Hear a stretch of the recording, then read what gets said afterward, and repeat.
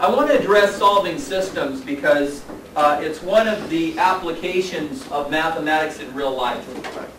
We use systems of equations for all sorts of things. You use them in business, you use them in finance, you use them in gaming.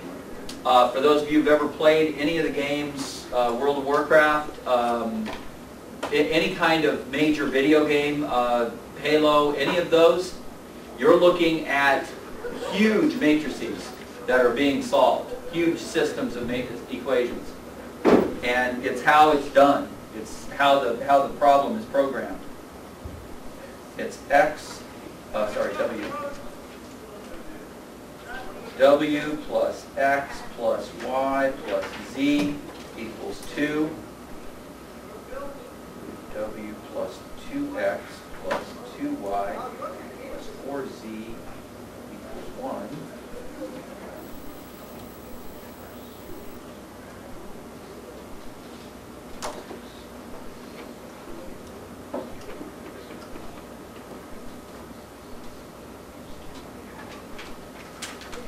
It is actually fairly easy to solve this system by hand. It's just because so many of them have a single X and a single Y, you see what I mean, and a single W. It allows us to eliminate a lot of the variables, and it is possible to do this by hand. What you have to do is, remember doing row operations with these?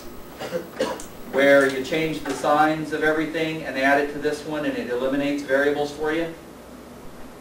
Remember doing that? You could do row operations, multiply this by -1 and add it, multiply it by -4 and add it, multiply it by -1 and add it, and so on. You can eliminate variables, and eventually you can get an answer. But we love the calculator because it can do it almost instantly once we put it in. This is done using a matrix. That's what this thing is. 1, 1, 1, 1. I look at the coefficients. 1, 2, 2, 4. 1, -1, 1, 1. And 1, -3, -1, 1.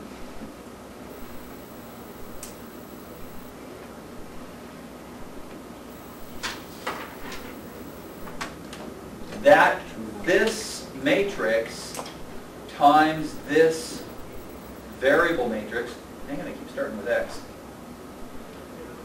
It's because in gaming you use X, Y, Z all the time. Because they're three-dimensional plotting. There's this, 2, 1, 6, 2.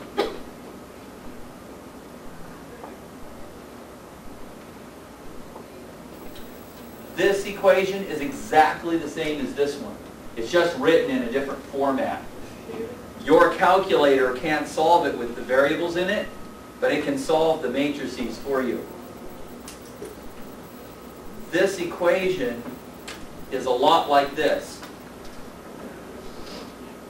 So let's make it 2/3 X equals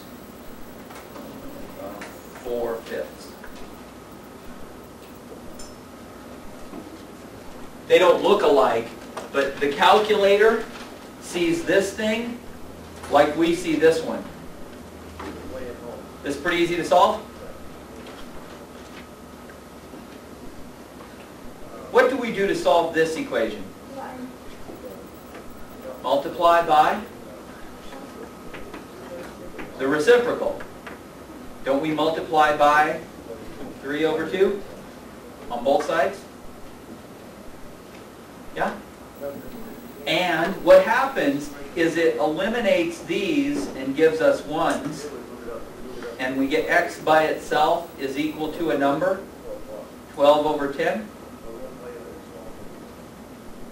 which reduces to 6/5 or 1.2.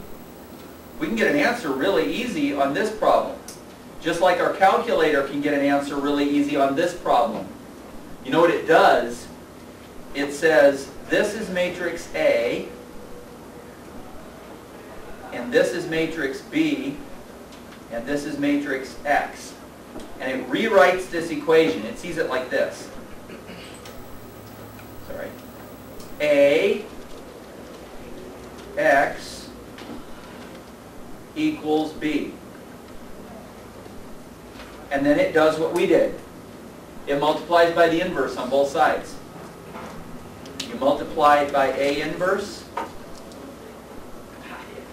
and it eliminates it, and it's done. You get an answer. That's all we do. You guys seen the A inverse B before? That's all you got to do with it. And it's doing what we used to do, just like this. So we're going to put our A matrix in, our B matrix in, type in A inverse B, and we're done. Here they are.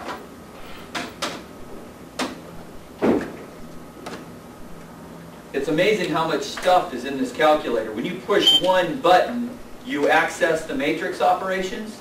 There's a huge amount of stuff in there. Go to second, the inverse button. It says matrix above it. And we are going to edit matrix A. Take a look at what's here available. You have all these matrices to work with. It can do all these things to them. This is called a determinant, a transpose, the dimensions. You can fill them. You can use the identity matrix. I mean, you got a lot of stuff here. We can edit matrix A. Let's do that. How big is it? 4 by 4. 4 by 4. And we put them in. 4 by 4. 4 by 4. We're not going to use the augmented thing. We're just going to do it the way I showed you. But if you know how to do it, it's fine. It's just 1, 1, 1, 1, and 1, 2, 2, 4, and 1, negative 1, 1, 1, 1, 3, negative 1, 1.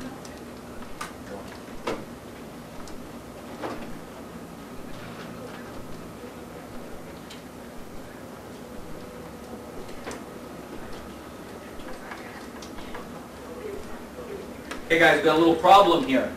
This happens a lot. Does everybody see that I typed the 1 but it didn't go in yet? A lot of times when you're going really fast and you're doing the problem, you forget to hit the enter button on the very last value and then it messes everything up. So don't forget that part. There it is. We hit second matrix again.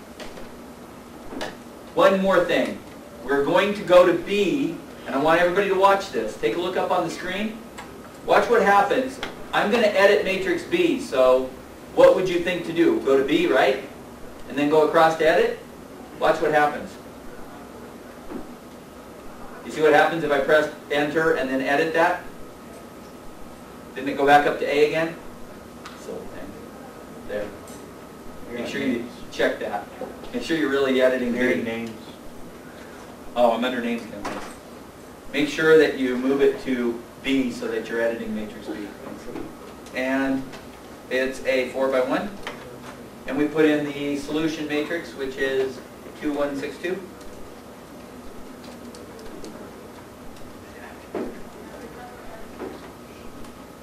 Got it in there? Now for the weird thing, hit second quit. Oh no, it's not. Now we're in our tablet where we do our work at. All we want to know is what's A inverse B, because that'll answer our solution, that'll answer the question, it'll solve the equation. We want to know what X is, so it's A inverse B. We just type matrix, A, enter, inverse. It's the same matrix key, just don't hit the second this time. And then we want the matrix again, second, matrix, B, and you hit enter and it gives you the answers.